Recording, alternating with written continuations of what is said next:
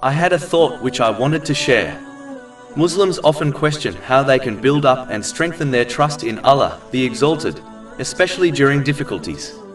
One of the main ways of doing this is through the sincere obedience of Allah, the Exalted, by fulfilling His commands, refraining from His prohibitions, and by facing destiny with patience.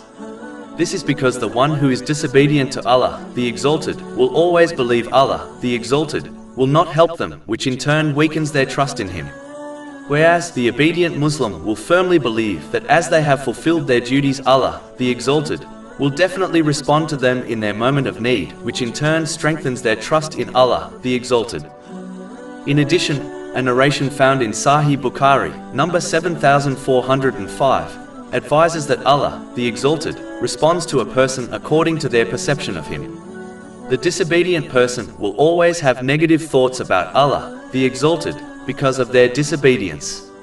Whereas, an obedient Muslim will always have positive thoughts about Allah, the Exalted, because of their obedience.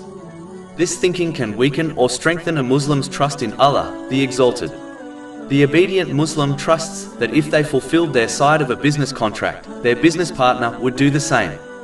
Similarly, an obedient Muslim trusts that as they, through the mercy of Allah, the Exalted, have fulfilled their duties, Allah, the Exalted, will fulfill His promises by aiding them throughout their life, especially through difficulties. Whereas, the one who does not fulfill their side of a business contract would not trust or hope that their business partner will fulfill their side. Similarly, a disobedient person would not trust that Allah, the Exalted, would aid them as they failed to fulfill their duties. To conclude, having and building trust in Allah, the Exalted, is directly linked to His obedience. The more one is obedient, the more they will trust in Him.